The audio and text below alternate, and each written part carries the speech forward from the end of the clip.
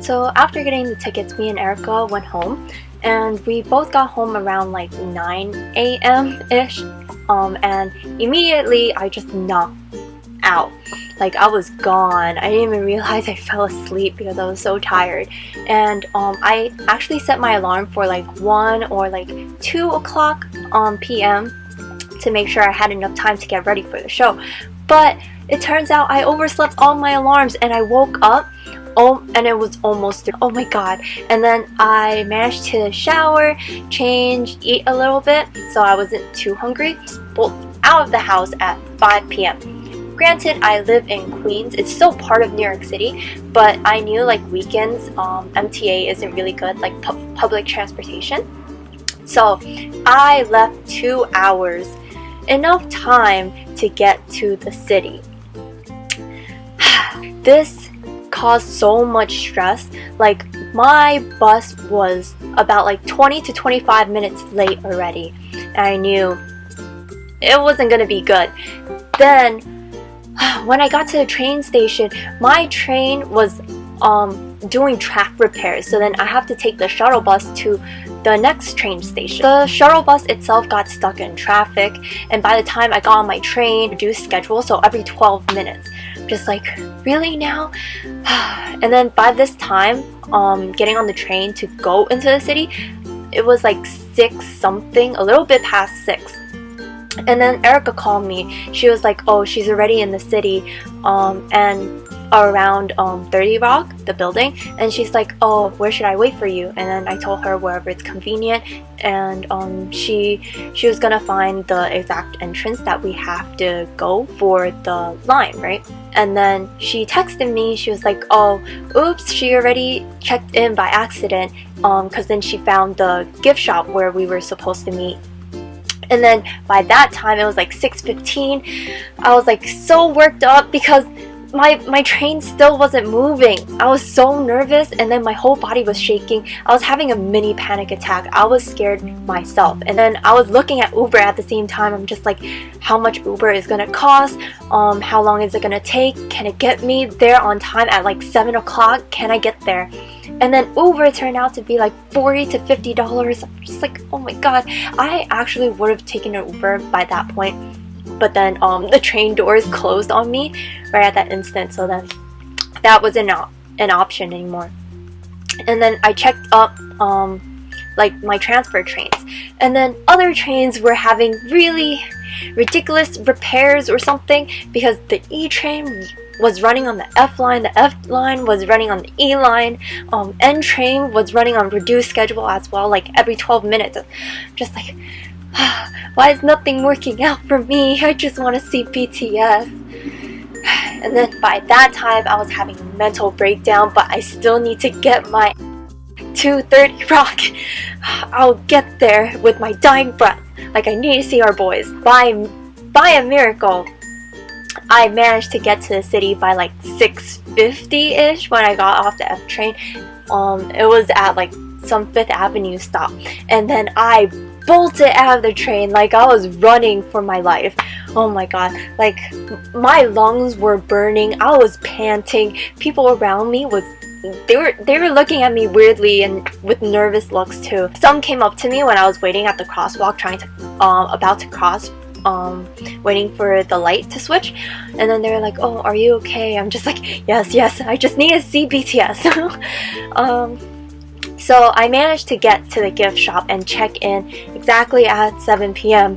Thank goodness, or else I would regret it for the rest of my life if by that time when I walk into the gift shop, they were already lining up the first 100 people in the front to by the elevators to take them up to the studio. Then they line everyone else up on the side and buy your order on the cart. When I get there, Erica was telling me how another girl shortly before, she had a seizure or like a mini panic attack as well. Like, I think she collapsed on the floor at one point, and then police and security had to escort her out for medical attention.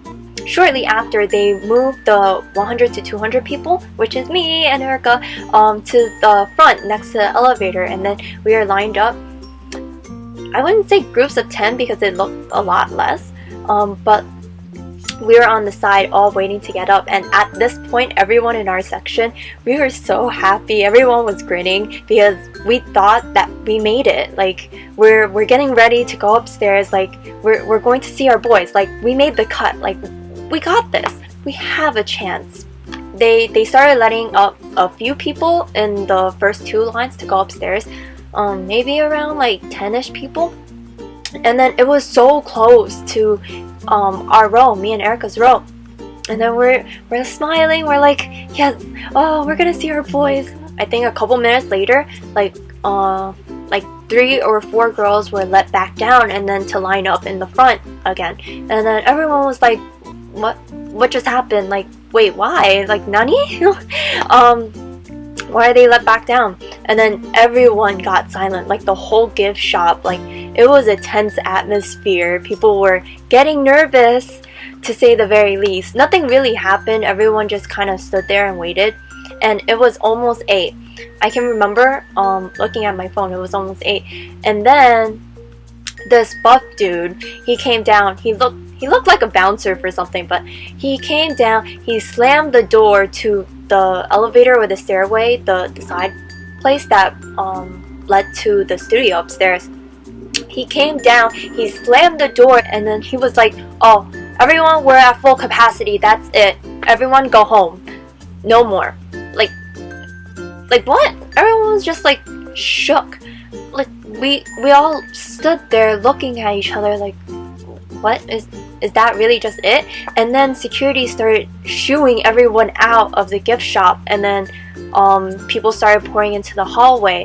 That's where people for the live show, they had to come. I think they can start lining up at 8 or something, but then they came, and then they were looking at everyone coming out of the gift shop that were refused entrance for dress rehearsal. Everyone was still shook. Like me and Erica, we were just like, what just happened?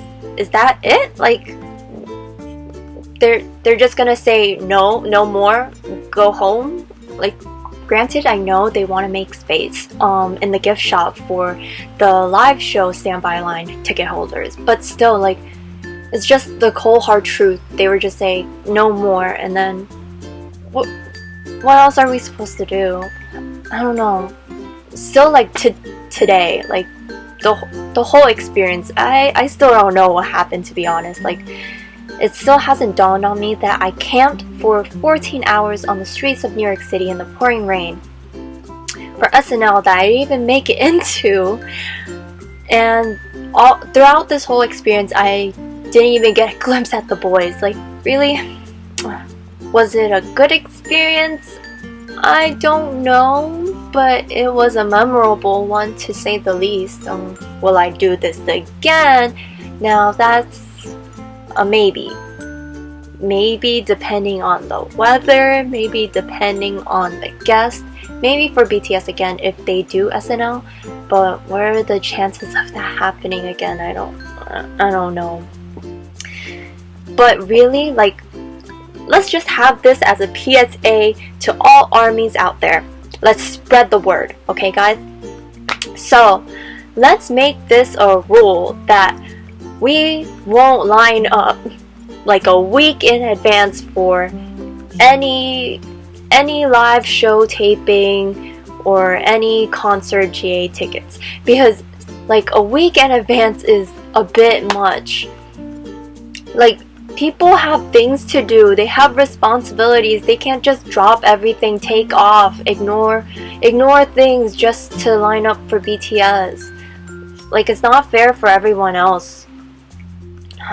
Like, organizers really do need to take this in consideration. Like, sometimes they say it's illegal to camp out, but then people do it anyway. So then just tell people that the earliest 2, 3, or just like 1 day in advance to make it an even playing field for everyone.